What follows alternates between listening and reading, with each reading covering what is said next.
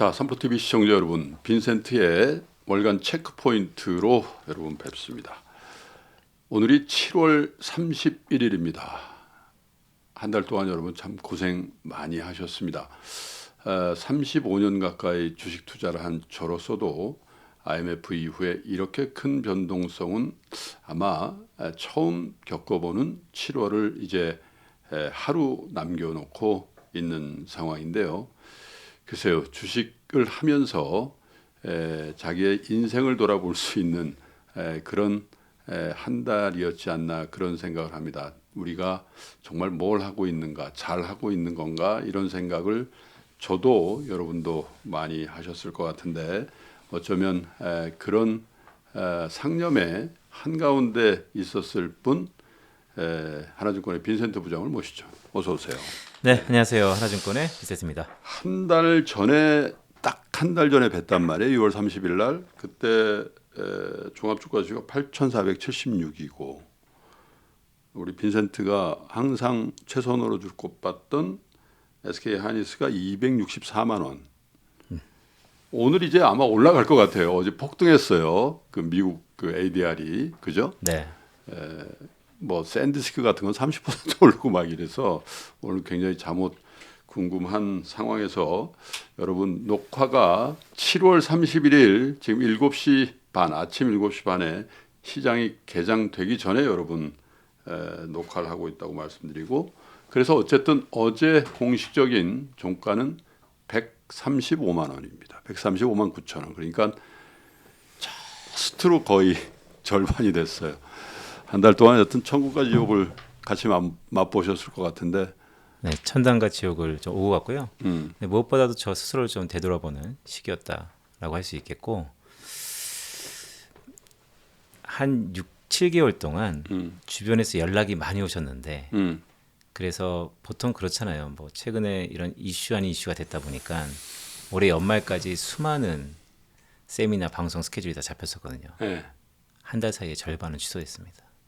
야, 댓글창의 분위기라는 게 딱 한 달 만에 어떻게 이렇게 바뀔까? 그게 어떻게 보면 주시장이 여러분 주는 어떻게 보면 야수와 같은 그런 시장이었다 이렇게 느낌이 들던데 어쨌든 그 회화는 회환이고 우리 투자자들께 사실 모든 거를 다 맞출 수는 없으나 너무 큰 낙폭이었기 때문에 이런 정도의 낙폭이라면 김도훈 부장에게 빈센트 부장에게 그 기대했던 건 휘슬블로워로서 그죠?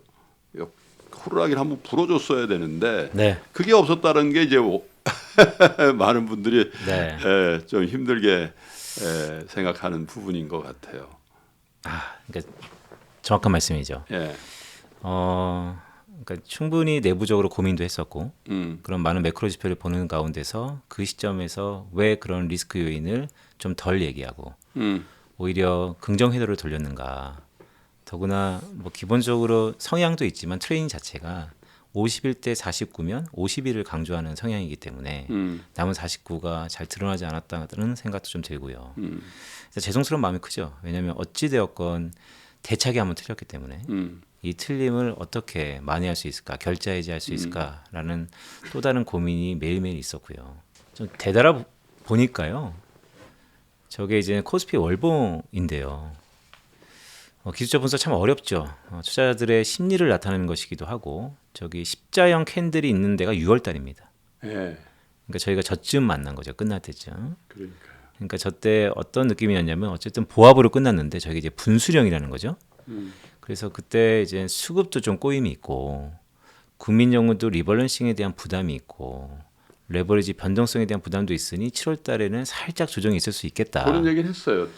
여러분 저희가 한 달에 한 번씩 만나니까 네. 6월 말에 7월 초에 올려드렸던 빈센트 체크 포인트를 한번 보시면 약간 톤이 국민연금 리밸런싱 때문에 조금 뭐라고 할까 지금까지 올해 계속 견제했던 그런 뉘앙스하고는 조금 결이 다른 그러나 어쨌든 명징하게 여러분 다 파시고 네. 7월 말에 다시 삽시다.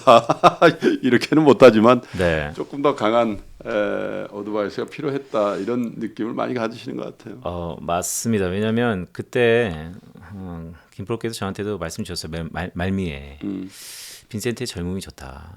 왜냐하면 그때도 저희도 뭐 사석에서 이런 얘기 많이 하지만 불안한 것 같다. 하지만 투자를 중장기 시계로 보고 우리나라 시장도 주식시장도 기업의 가치에 수렴한다고 본다면 결국에는 이 조정이 리세션, 경기 침체가 아니고서는 고점 대비 20% 이상 하락하는 경우는 없었다. 그렇기 때문에 조정이 있다 하더라도 충분히 기세로 우리는 밟고 넘어갈 수 있다. 이렇게 말씀을 드렸었죠. 근데 화면에 보시는 것처럼 이 하락폭이 얼마만이냐면요. 월간 하락률이 오늘 아직 장이 열리지 않았으니까 네. 30일까지 34%. 월간 고점 대비 하락폭은 마이너스 38.9%. 우리나라 1983년부터 지수 코스피 지수가 만들어졌고 그렇죠. 80년부터 소급해서 나타난다고 하더라도 네. 46년 만에 가장 큰 월간 낙폭입니다. 그리고 저는 하이닉스가 뭐 거의 시총 1위 하고 있었잖아요. 그 무렵에 그죠? 맞습니다. 시총 1위 종목이 한 달 만에 반토막이 난다? 저는 못 본 것 같아요.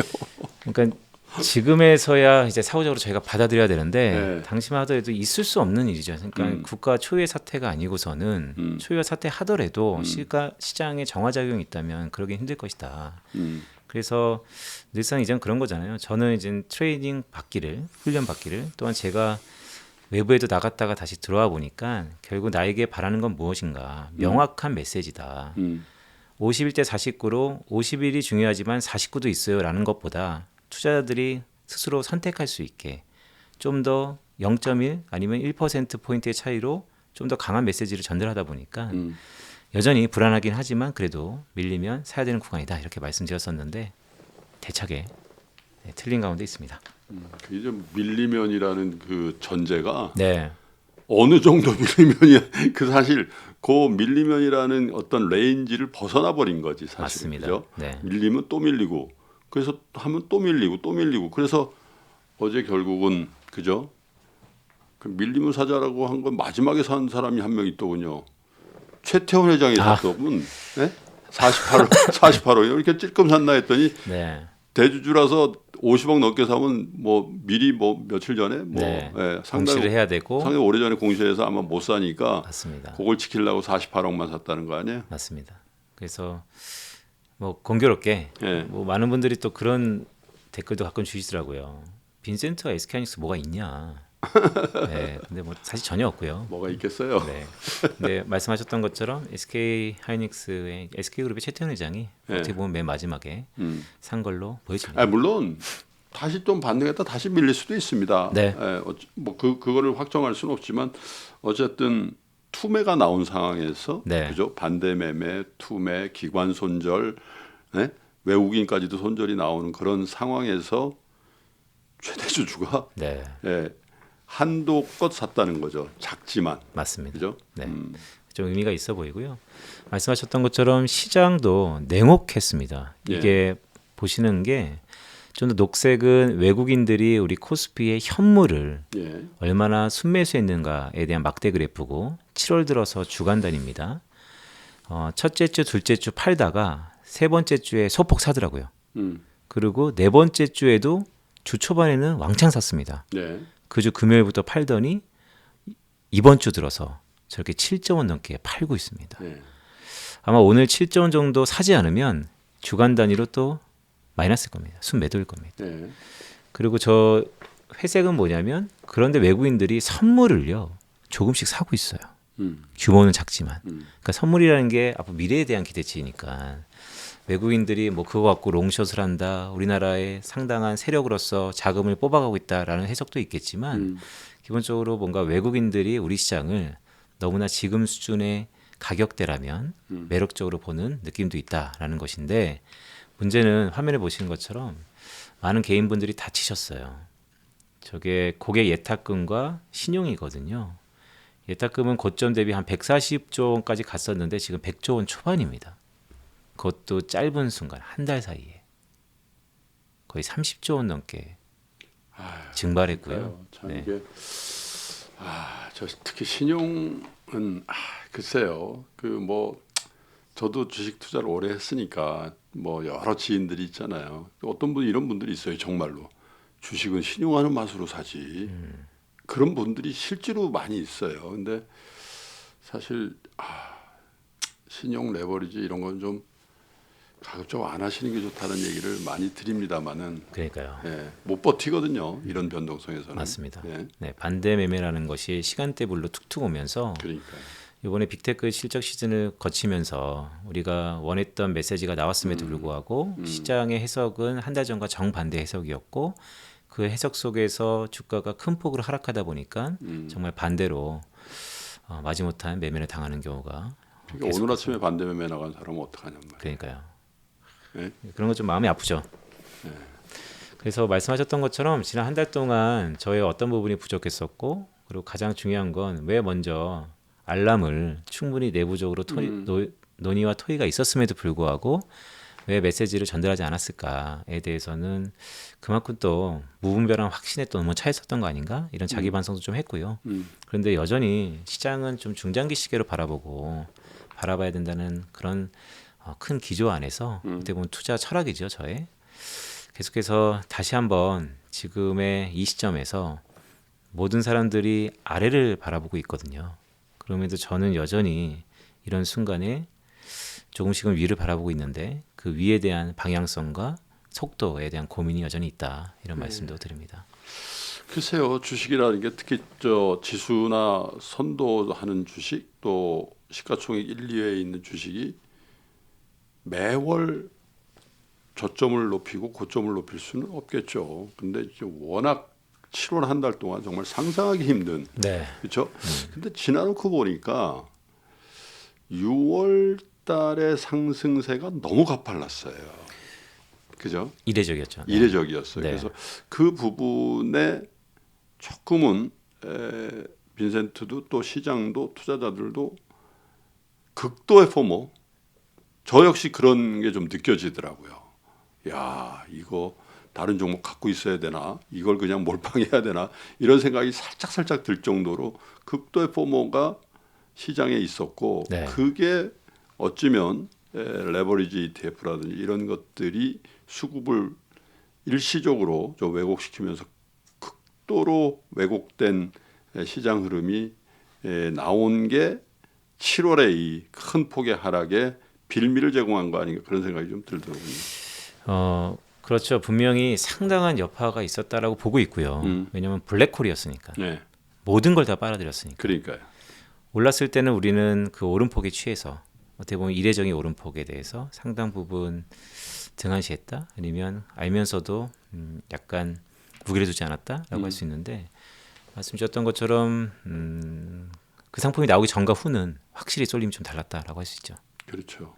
그리고 어떻게 보면 그때까지는 이렇게 그 반도체 외의 종목들도 일종의 이 테마들을 형성하면서 뭐 코스닥은 여전히 약했지만 네. 거래소의 대형주 시장은 계속 있었거든요. 로봇해서 뭐 현대차 관련주들도 이렇게 올라간다던가 또 간헐적으로 방산이 올라간다던가 조선이 올라간다던가 그렇죠. 네. 또 뭐 지주나 이런 것들이 올라간다. 이렇게 조금 시장이 이렇게 건강해지려는 무렵에 그 레버리지가 나오면서 그냥 하이닉스 삼성전자 위주 모든 걸 다 유동성을 빨아들이다 보니까 지수에 대한 의욕은 훨씬 더 세졌고 그 부분이 반락했을 때 네. 지수가 다시 내려가고 그 내린 지수가 다시 그 주도주를 끌어내리는 그런 상황이 된 거죠. 맞습니다. 그러니까 내려갈 때는 이제 매도가 매도를 부르는. 그래서 실제 패닉셀이라는 것이 상당 부분 우리가 받아들여야 될 결과로 나오는 것이죠. 지난 7월에 대한 회고는 아마 여러분들과 뭐 한 시간이 아니라 하루 종일 해도 모자랄 것 같긴 한데 그래도 이제 미래를 바라봐야 되니까 그럼 우리가 지금부터 뭘 차근차근 점검해야 될지 한번 얘기를 좀 나눠볼까요? 그러니까요. 이 빚을 어떻게 갚을 수 있을까? 결국 이제 결자 해지 같습니다. 저에게 또다시 기회가 주어진다면 제가 할 수 있는 그러니까 업이니까요. 계속해서 백투 베이지 기초부터 하나씩 다져간다라는 의미에서 여전히 가장 밑반에 있는 펀더멘탈을 점검해야 될 것 같습니다. 네. 화면에 한번 보시면요. 일단 매크로 환경은 어떠냐. 그러니까 우리나라를 둘러싼 거시경제 지표는 어떠냐라고 보면 공교롭게 이제 오늘이 7월 마지막이니까 하루지면 이제 8월달 수출이 나올 건데요. 예. 8월달에 발표되는 수출은 7월달 수출입니다. 한국 수출이 6월달에 월간 기준으로 1,000억 달러를 돌파하고 있고 또한 한국은 10일치, 20일치 잠정 수출이 나오니까 그렇죠. 잠정 수출까지도 좋습니다. 그렇다면 여전히 한국 수출은 견고하다라고 할 수 있겠고 우리 수출의 선행 지표들 화면에 보시는 것처럼 이제 왼쪽은 OECD에서 발표하는 한국의 경기 선행 지수, 한국의 수출 거의 코릴레이션 상관관계가 강하죠. 예. 이상 없습니다. 사실 보면. 그리고 오른쪽에 보면 이건 이제 이코노미스트들이 주로 얘기하는 건데 우리나라 한국 수출이 전 세계에서 캘린더 데이로 가장 먼저 발표하기 때문에 가장 선행 지표 중에 하나인데 그것을 통계적으로 더 앞선에서 한 달 정도 기간을 갖고 선행하는 지표가 있는데 그게 미국의 공급자 관리 협회에서 발표하는 수주 데이터예요. 신규 수출하는 거. 저 회색인데요. 오른쪽에. 그것도 여전히 이상 없습니다. 그렇다 보면 여전히 선행 지표 견고하다라는 것이고 매크로 지표만 그러냐. 이거는 늘상 요번에 하락폭이 있기 전까지 강한 중장기적인 시계를 갖고 우리 시장도 바라봐야 된다는 가장 근간 중에 근간이었죠. 네. 우리 기업들이 돈을 번다. EPS의 성장률뿐만 아니고 상승 곡선이 매우 가파르다. 그렇기 때문에 매크로 지표 좋고 마이크로라고 할 수 있는 우리 기업들도 돈을 벌기 때문에 이 펀더멘탈 다시 한번 점검해 봐도 이상은 없다.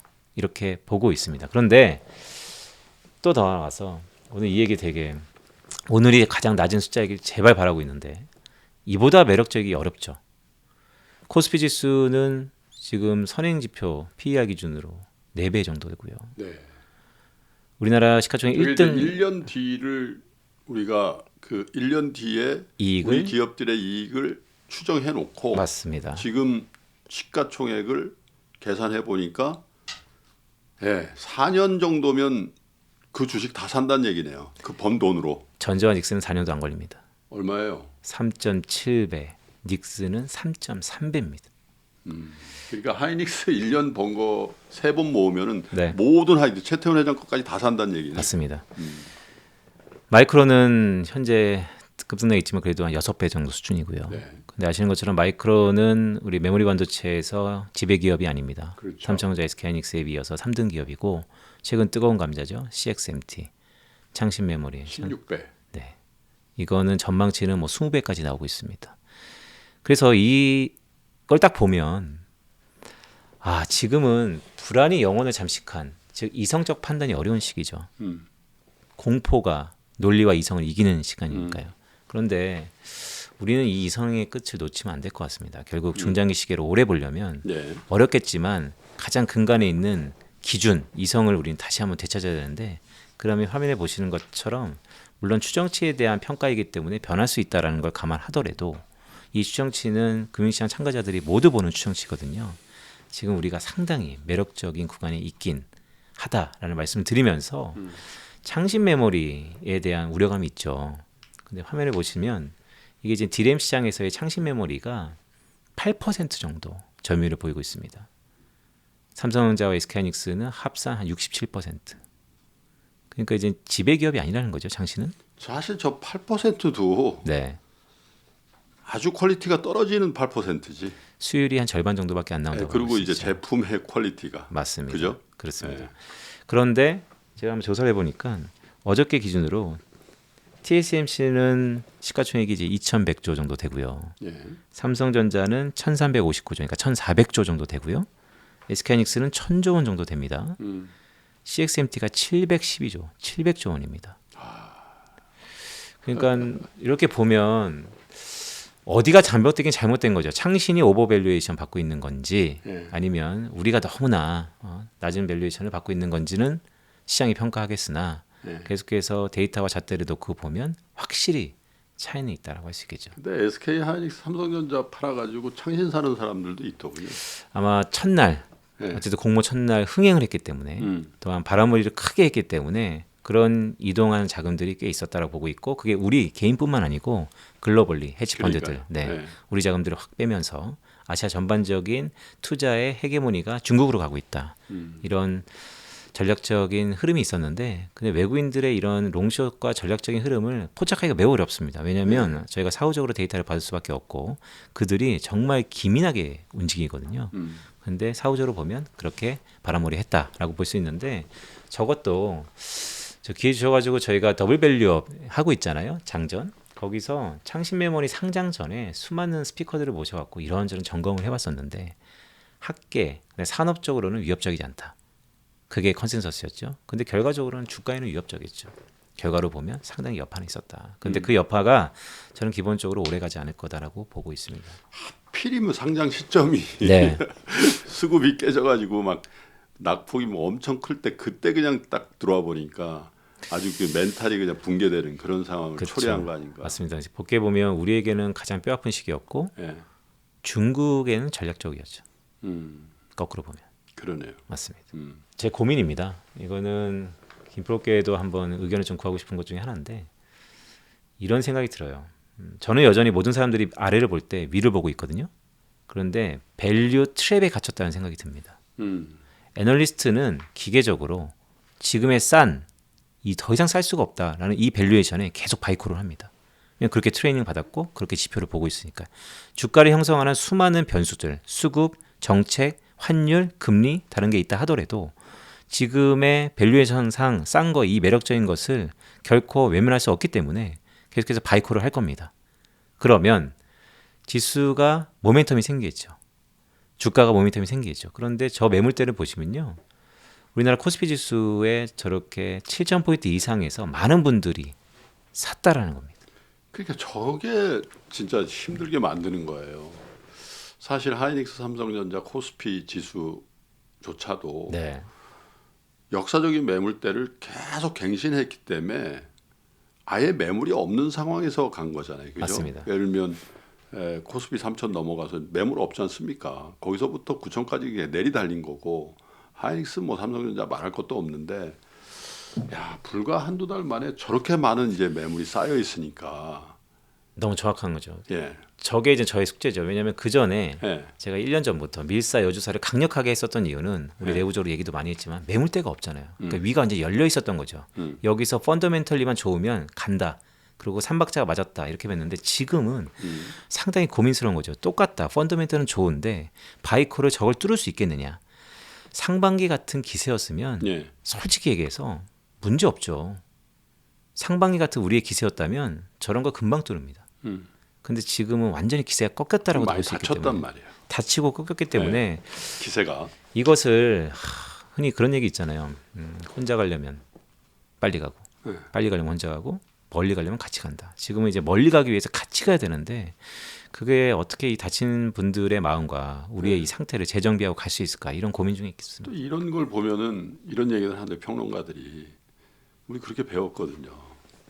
수급이 재료에 우선한다. 네? 그렇죠. 그럼 뭐 7월달 장을 딱 설명하는 게 그거거든요. 수급이 재료에 우선한다.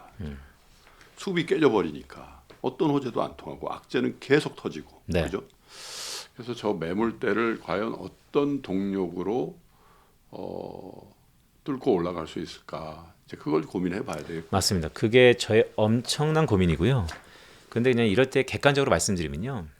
우리는 답을 알고 있습니다. 결국 시간이 필요합니다. 그러니까 계속해서 모멘텀이 좋으니까 도전하겠죠.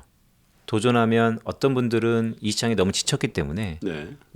본전 오면 팔고 싶은 사람들이 대거 있을 것이고 본전 근처에 오면 빨리 벗어나고 싶다는 분도 대거 있을 겁니다. 너무 힘드니까. 맞습니다. 네. 충분히 이해하죠. 왜냐하면 우리 시장에 불신이 많아졌거든요. 장기 투자는 시장이 아니다. 역시 아니다.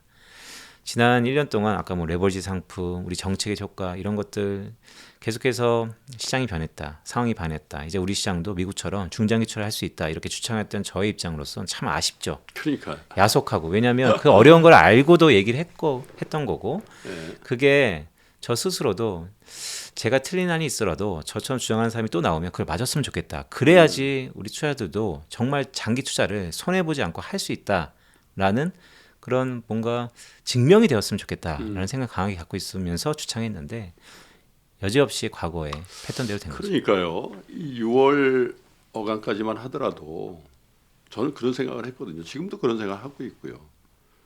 30여 년 동안 주식을 하면서 과연 우리 기업 두 개가 전 세계에서 돈을 제일 많이 버는 1, 2위를 하고 있는 시장에서 주식이 상승세라는 거를 한 번도 경험해 보죠. 그렇군요.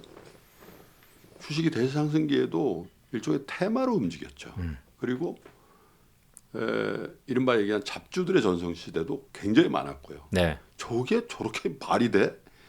이런 시장도 있었는데 그때 애널리스트가 괴로워했던 게 뭐냐면 이익이 받쳐주지 않는 저 주식이 왜 저렇게 올라야 돼? 그런 거 아니었어요, 그죠? 맞습니다. 설명이 불가하다. 근데 이번에는 아까 PER이 3천 몇이라는 이런 상황을 우리가 지금 보고 있는 거라서 퀄리티를 논할 상황은 아니다, 사실은. 그죠? 다만 이게 단기 어떤 레버리 상품이나 이런 것들이 들어와서 시장을 단기간에 너무 왜곡시켜서 이제 우리가 낭망하는 거지.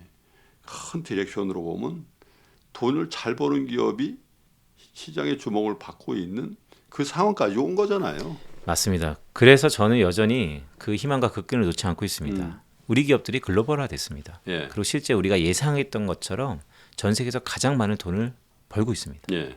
이거는 과거와는 완전히 다르다라고 그렇죠. 보고 있고, 그래도 화면에 보시는 것처럼 저 매물대가 있기 때문에 애널리스트가 기본적으로 과거 통계를 갖고 한 번쯤 앞이 혼탁할 때 이렇게 분석을 해보잖아요. 예. 그래서 이걸 갖고 왔습니다. 네. 이게 뭐냐면 우리나라 코스피 46년 역사 속에서 고점 대비 하락폭이요 30% 이상 된 적이 별로 없어요. 그러니까 이렇게 하락폭이 큰 적이 별로 없습니다. 네. 그래도 강세장, 약세장 전부 봤을 때 지금처럼 고점 찍고 30% 이상 하락했을 경우 한 6번 있거든요. 우리 역사 속에서 전고점 탈환이 얼마나 걸렸냐, 며칠 걸렸냐. 네. 평균적으로 보니까 1148일입니다. 예. 3년 걸려요. 그런데 그러면 이렇게 볼 수 있죠. 야, 이젠 3년 걸린다 보다. 어떤 분들은 끝났다. 3년 동안 어떻게 버티냐. 어떤 분들은 야, 그래도 3년이면 되냐? 뭐 이런 거 이제 반문이 있었어요. 그래서 또 제가 고민을 해봤던 게 이번에는 이례적인 상승폭이었잖아요. 그래서 그 상승 속도를 1할 계산해서 한번 계산해봤어요. 얼마나 걸릴까라고 하니까 150일입니다. 이번에 이례적으로 가파르게 올랐기 때문에 예. 가파르게 내려왔고 반등 속도도 과거랑 다를 것이다. 150 영업일수로. 맞습니다. 한 5개월 정도 되는 거죠. 예. 5, 6개월 정도 되는 거죠. 그런데 이번에 또 하나 뭘 해봤냐면 완전히 낙관적으로 V자 반등을 한번 꿈꿔본다. 예. V자 반등을 꿈꿔봤을 때는 한 45일 정도 걸릴 것 같더라고요. 그러니까 이제 이 큰 세 가지 시나리오죠. 과거 평균대로 보면 한 3년 정도 걸리면 전고점 트라이 부근에 가는 거였고 예. 이번에 좀 이례적인 상승폭이 있었다 보니 그걸 감안하면 한 5, 6개월 걸리는 것이고 이번에 초강세 거의 레버리지 상품도 있었고 쏠림도 있었고 이런 게 앞으로 독각게 반등한다면 그때는 정말 짧아질 수 있겠구나 이런 분석을 한번 해봤습니다. 그래서 여기에는 제가 봤을 때는 앞으로 그냥 방향성인데요. 저는 이제 여전히 위를 본다. 시계는 과거 평균보다는 훨씬 짧아질 수 있다라는 기본 시나리오를 깔고 회복의 시기가 맞습니다. 과거처럼 3년 그렇게 걸리지 않을 것이다. 오히려 맨 뒤에도 말씀드리겠지만 야, 이제 아직 8월달이 시작하기 전이니까 뭔가 얘기하기가 좀 겁나는 순간입니다. 그래도 허심탄회하게 스타일대로 말씀드릴게요. 8월달은 반등할 가능성이 꽤 높아 보이는데요. 네. 뒤에도 몇 개 통계로 말씀드릴게요. 근데 저는 앞으로의 시계를 루트로 보고 있습니다. 루트. 네. 무슨 뜻이에요? 8월달에 꽤 한 절반 정도의 빠른 되돌림이 있을 것 같고요. 근데 그 뒤로는 기간 조정이 있을 것 같습니다. 매물대가 많고. 그래서 하반기에는 미국의 중간 선거라는 게 있기 때문에 중간 선거 전까지 9월 달에는 또 미국과 중국이 워싱턴에서 만나거든요. 이런 것들이 지금 조금씩 나오고 있습니다. 그래서 V자 반등 이후에 한 8월 말에서 9월 또 중간 선거 전 11월까지는 기간 조정, 지리함 횡보 기간을 거친 다음 중간 선거 이후에는 또 가파르게 상승 내리를 보일 것이다라는 기본 시계를 깔고 있습니다.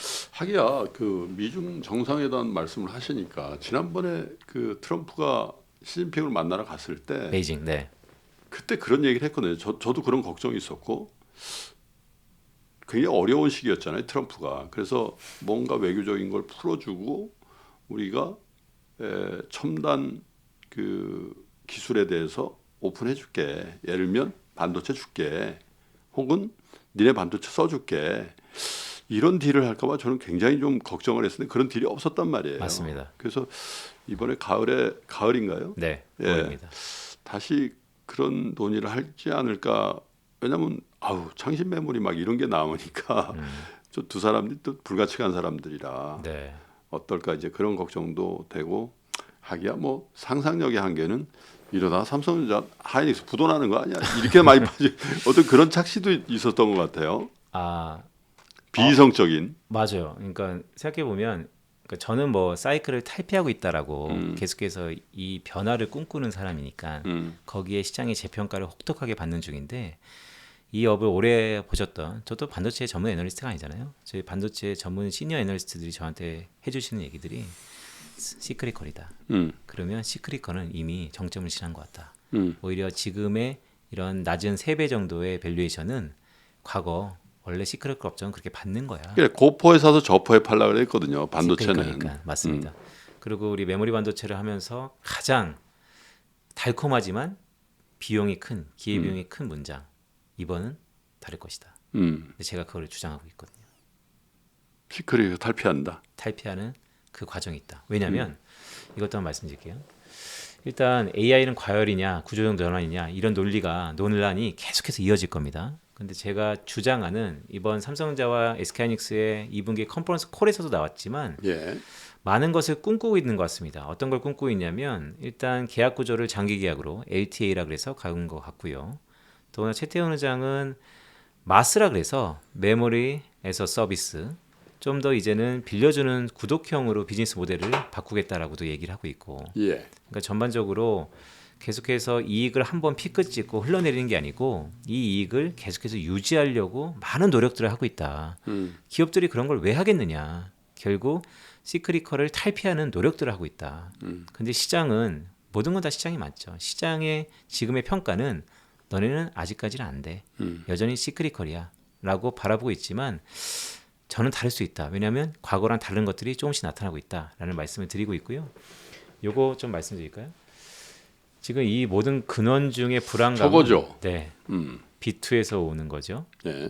그러니까 사실 요번에 빅테크의 실적 발표를 앞두고 이런 콜을 많이 했죠. 기대된다. 예. 왜냐하면 캐페스 투자를 빚내서 할 거다. 실제 네. 빚내서 한다고 얘기를 했어요. 예.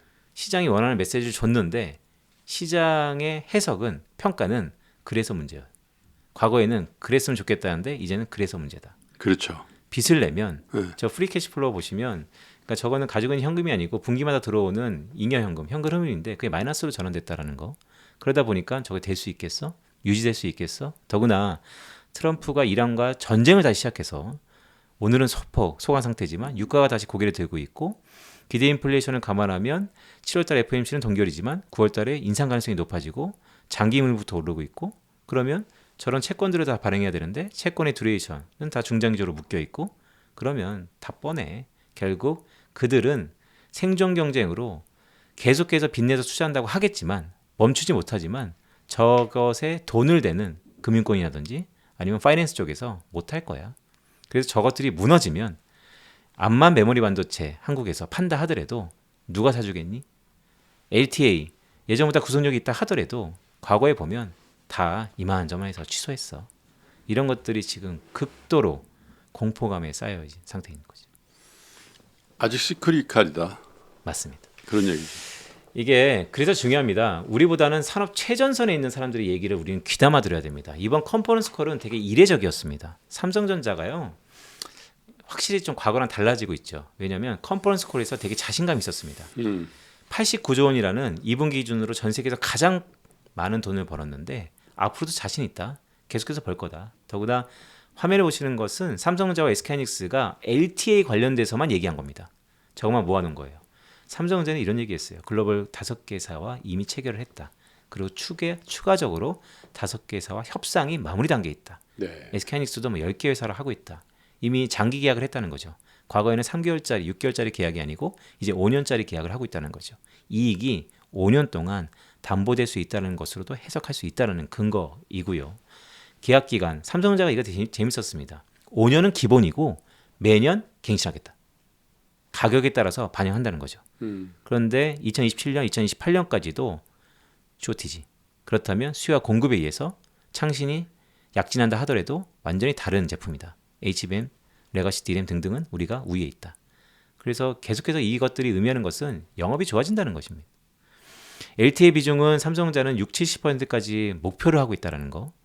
그러니까 이게 명과 암이 있습니다. 너무나 모든 걸 장기적으로 묶어버리면 또 성장성에 제약이 그렇죠. 있지만 그래도 지금 가장 저런 것을 아는 삼성전자 SK하이닉스가 저렇게 LTA 비중을 넓히는 이유가 뭐냐면 우리를 더 이상 사이클로 보지 마라. 네. 우리도 사이클을 탈피하려고 노력하고 있다라는 것이죠. 그래서 이런 것들을 보면 제가 이런 말씀 드린 적이 있어요. LTA의 재평가가 있을 것이다. 그거는 리레이팅을 의미하거든요. 분명히 ADR에 상륙한 SK하이닉스를 위시한 전 세계에서 가장 많은 돈을 버는 삼성전자 리레이팅이 나타날 것이다. 그렇게 보고 있고요. 근데 또 다른 챌린지는 이전보다는 많이 단서가 붙었죠. 그전에는 유동성이 풍부한 상반기였고 지금은 금리 인상을 위시한 어쨌든 유동성이 줄고 있는 상황에서 리레이팅이 가능하겠느냐는 또 다른 챌린지인데 결국 의장도 살다 보면 되는 것은 반드시 됩니다. 시간이 걸릴 뿐. 결국 리레이팅 받을 것이다 라고 보고 있습니다. 시크리컬로 반도체를 오래 보신 분들은요. 이번에 IR 자료가 딱 나오면 저 지표를 보십니다. 근데 아직까지 뭐 많은 분들이 레포트로 다 말씀하고 있지만 그래도 크게 무게감 있게 말씀하시는 분들은 아직 그게 적은 것 같아요. 뭐냐면 재고입니다. 시크리컬은 재고가 쌓이면 무너집니다. 근데 이번 하이닉스 기준으로 2분기 매출액 대비 재고 비율이요. 저 녹색인데요. 예. 저 역축이거든요. 반대로 그린 겁니다. 저렇게 재고가 소진되고 있습니다. 그렇다면 저건 역축이네요. 네, 역축입니다. 그러니까 위로 녹색이 올라갈수록 올라가는 건 재고가 재고가 줄는 없다는 거죠. 얘기죠. 네, 재고가 저렇게 없습니다. 재고가 없다는 것은 우리가 계속 색안경 끼고 보는 영업이익률이 3분기 저희가 3분기에요. 81.6조 원, 그러니까 82조 원 정도를 보고 있습니다. 상당히 SK하이닉스를 위시한 삼성전자도 마찬가지고 영업이익입니다. 하반기에 훨씬 더 많이 벌 거다. 하이닉스의 영업이익이. 맞습니다. 저희 82조 원 정도 보고 있는데요. 상반기보다 훨씬 더 많이 벌 거다. 그리고 실제 시크리컬라고 한다면 지금이 피크라고 한다면 저 재고가 넘쳐 흘렀어야 됩니다. 지난 2022년도 그랬고요. 2018년, 17년도 그랬고요. 주가가 무너질 때는 다 재고가 저렇게 크게 증가했었습니다. 근데 지금은 전혀 다르다. 그렇군요. 주가하고 전혀 반대로 가는군요. 맞습니다. 보니까. 그러니까 확실히 쇼티지라는 건 맞다. 이러한 혼탁한 모든 논리가 다 사라진 그런 시국에 8월 달을 예견한다는 게 예단한다는 게 되게 어려운데요. 요 표는 뭐냐면요. 우리나라 코스피 역사상 8월 달, 그러니까 월간 평균 코스피 수익률을 봤습니다. 8월 달이요. 사실은 마이너스입니다. 역사적으로 8월 달 안 좋았습니다. 근데 올해 좀 특이하죠. 미국에 중간 선거가 있고요. 더구나 연준 의장이 교체가 됐고요. 따라서 중간 선거가 있으면서 공교롭게 연준 의장이 교체됐던 8월을 보니까 그때는 과거 평균하고 좀 다른 모습이더라고요. 네. 더 나아가서 지금은 또 금리 인상기입니다. 그래서 제가 드리고 싶은 말씀은 하나의 그냥 잣대로 보셔라라는 것으로 평균적으로 8월 달은 부진했으나 중간 선거가 있거나 연준 의장이 교체됐거나 금리 인상기의 8월을 꼭 집어보면 오히려 평균적으로 상승하더라. 그리고 7월 달에 우리가 큰 폭의 하락이 있기 때문에 8월 달은 기술적인 리바운드 플러스 이러한 이벤트에 따른 통계적인 접근법 그리고 가장 근간에 있는 돈을 벌고 세상에 바뀌고 있는 AI의 구조적 전환 등을 놓고 보면 8월 달에 제가 모두에 말씀드렸던 것처럼 루트형 빠른 반등 이후에 기간 조정을 갖더라도 8월 달은 좀 기대해 볼 만하다. 아까 뭐 하이닉스 3분기 영업이익 전망치가 1.6조, 80조대라고 하는데 그러고 보니까 아마 우리나라 역사상 가장 큰 배팅이 최태원 회장이 아닌가 싶어요. 2011년도죠 아마 그 하이닉스 한 게 한 10조 고간에서 한 걸로 제가 기억이 나는 10조 11조 뭐 네. 그렇지 않았나 싶은데 그때도 뭐 비싸다고 뭐 엄청 얘기를 했는데 한 분기에 80조를 번다는 게 이제 영업일수 이런 거 감안 안 하고 하루에 1조씩 번다는 거 아니에요. 맞습니다. 그죠?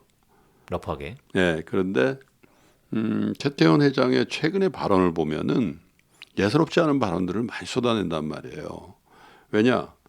이 산업권 이 공장 짓는 것도 좀 무리 아니냐 이런 얘기들이 나오니까 야 우리 이렇게 가격을 높이면 큰일 난다. 생태계 깨진다. 그럼 우리 어떻게 하냐. 이런 얘기를 하고 중국의 창신 메모를 상장하니까 그죠? 야 진짜 우리가 지금 투자를 안 하면 요거 그냥 단물 쪽쪽 빨아먹다가 그야말로 시크릿칼 낼 수도 있겠다는 생각을 할 수도 있는 것 같은데 그리고 여러 가지 부작용도 났고 뭐 이제 글로벌라이제이션이라는 긍정적인 평가도 있습니다. ADR 상장을 하고 또 어제는 본인이 직접 한도껏 물론 하루 한도입니다만은 네. 자사주를 샀단 말이에요. 개인 돈으로. 여러 가지 행보들이 나왔는데 사실 애널리스트로서는 이 대주주 또 최고 경영자의 행보도 굉장히 분석의 대상이란 말이죠. 어떻게 보고 계세요? 매우 중요하죠. 왜냐하면 VC 투자를 할 때, 더구나 미국의 헤지펀드들이 투자를 할 때 숫자적인 재무제표 매우 중요하죠. 하지만 CEO의 방향성과 크기를 봅니다.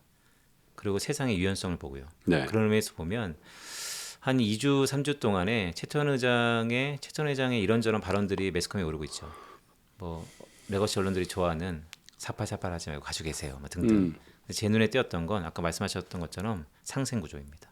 결국 지금 메모리 가격 물이 들어왔다고 계속해서 높이는 게 아니고 지금은 단지 2보 전진을 위한 1보 후퇴. 우리가 엔비디아와 한 배를 타야 된다. 밸류체인을 넘어서 완전히 합작 회사가 비슷하게 돼야 된다. 등등. 이런 것들이요. 이제는 시크릿컬을 넘어서 하나의 비즈니스 파트너로서 같이 간다라는 것입니다. 제가 이렇게 계속 주장하고 뭔가 시크릿컬을 탈피하기 위해서 많은 노력을 한다라고 하니까 7월 달에 워낙 거센 역풍을 맞았잖아요. 그래서 이런 얘기도 또 하시더라고요. 주변에.